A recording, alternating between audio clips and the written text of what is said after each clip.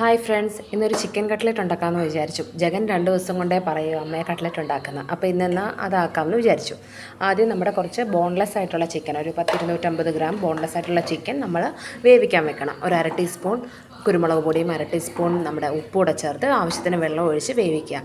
നല്ലപോലെ വെന്ത് പറ്റി വരണം. അപ്പോൾ ആ സമയം കൊണ്ട് നമുക്ക് അപ്പുറത്തെ അടുപ്പിൽ നമുക്ക് ഉരുളക്കിഴങ്ങ് കൂടെ വേവിക്കാം. ഉരുളൻകിഴങ്ങ് ഞാനൊരു 2 ഉരുളൻകിഴങ്ങാണ് എടുക്കുന്നത്.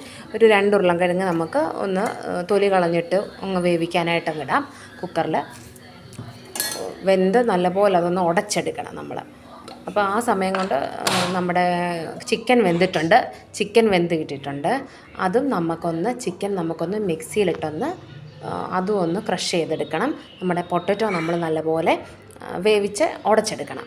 അതാണ് ഇത്. അപ്പോൾ അതിന് മുമ്പായിട്ട് ഞാൻ നമ്മുടെ ആവശ്യമുള്ള ഇഞ്ചി, വെളുത്തുള്ളി, പച്ചമുളക്, ഒരു ഒണിയൻ ഇതെല്ലാം ഞാൻ ചെറുതായിട്ട് അരിഞ്ഞ് വെച്ചിട്ടുണ്ട്.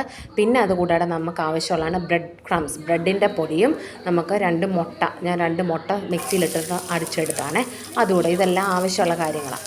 അതും മാറ്റി വെച്ചു. എന്നിട്ട് നമ്മൾ അരിഞ്ഞ് വെച്ചിരുന്ന വെളുത്തുള്ളി, ഒരു 10 അല്ലി വെളുത്തുള്ളി ഞാൻ അരിഞ്ഞിട്ടുണ്ട്. ആ വെളുത്തുള്ളി നമ്മൾ ഇച്ചിരി എണ്ണ ചൂടാക്കി അതിനകത്തോട്ടിട്ടൊന്ന് വഴറ്റണം. നമ്മുടെ വെളുത്തുള്ളിയും ഇഞ്ചിയും പച്ചമുളകും നമ്മുടെ കറിവേപ്പിലയും ഒണിയനും കൂടെ എല്ലാം കൂടി ഇട്ട് ഒന്ന് നമുക്കൊരു നല്ല ഗോൾഡൻ പരുവമാവുന്നവരെ നല്ലപോലെ വരട്ടിയെടുക്കണം.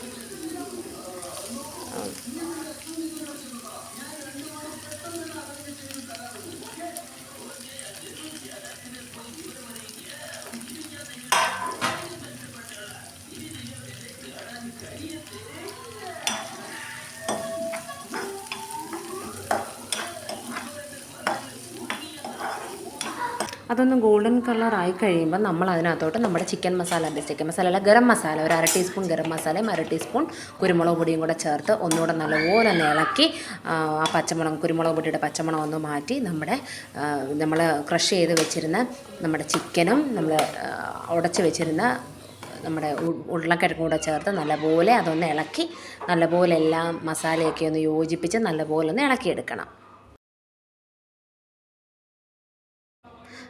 അപ്പം നല്ലപോലെ അതൊന്ന് ഇളക്കി ഒന്ന് യോജിപ്പിച്ചെടുക്കണേ.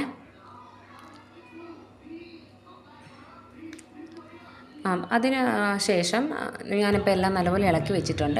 എന്നിട്ട് നമ്മൾ കൈ കൊണ്ട് നല്ലപോലെ നമ്മളൊന്നത് ഒന്ന് കുഴച്ചെടുക്കണം. എല്ലാം ആ മസാല എല്ലാം ഒന്ന് എല്ലായിടത്തും പറ്റാനായിട്ട് എല്ലാം ഒന്ന് നല്ലപോലെ കുഴച്ചെടുക്കണം. എന്നിട്ട് നമുക്ക് ആവശ്യമുള്ള സാധനങ്ങൾ ആദ്യം നമ്മൾ എന്താ ചെയ്യേണ്ടത്, നമ്മുടെ ആ കുഴച്ച് വെച്ച നമ്മുടെ ആ മിക്സ് ഉണ്ടല്ലോ, അത് നല്ലപോലെ ഒരു ഉരുളയാക്കിയിട്ട് ഒന്ന് റൗണ്ട് ഷേപ്പിലാക്കിയിട്ട് നമ്മൾ ജസ്റ്റ് ഒന്നിങ്ങനെ ഒന്ന് പരത്തി, നമുക്ക് ഇഷ്ടമുള്ള ഏത് ഷേപ്പ് വേണമെങ്കിലും ആക്കാമേ. ഒന്ന് പരത്തി നമ്മൾ ആ മുട്ടയ്ക്കകത്തോട്ട് നമ്മുടെ മുട്ട നമ്മൾ അടിച്ച് വെച്ചിട്ടുണ്ടല്ലോ അതിലും ഒന്ന് മുക്കിയിട്ട് നമ്മുടെ ബ്രെഡ് ക്രംസിലും ഒന്ന് മുക്കി മാറ്റി വെക്കാം. അപ്പം നമുക്ക് ഞാൻ കുഴച്ച് വെച്ച എല്ലാം നമുക്ക് അതുപോലെ ഒന്ന് ചെയ്തെടുക്കാം. എന്നിട്ട് നമുക്ക് എണ്ണയിലിട്ട് നല്ലപോലെ അത് വറുത്തെടുക്കണം.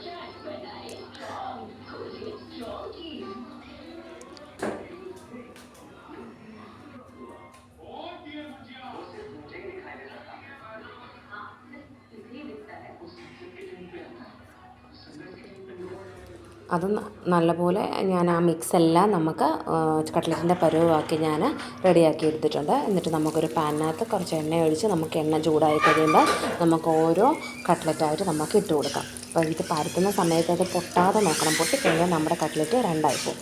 അപ്പം 2 സൈഡ് നല്ലപോലെ മൂപ്പിച്ച് ഒരു റെഡിഷ് കളറായി കഴിയുമ്പോഴത്തേക്ക് നമ്മുടെ കട്ട്ലറ്റ് നമുക്ക് എടുക്കാം. അപ്പം എൻ്റെ കട്ട്ലറ്റൊക്കെ നല്ലപോലെ റെഡി ആയിട്ടുണ്ട്. അപ്പോൾ എല്ലാവർക്കും ഈ വീഡിയോ ഇഷ്ടപ്പെട്ടെന്ന് വിചാരിക്കുന്നു. എല്ലാവരും എന്നെ സപ്പോർട്ട് ചെയ്യണം.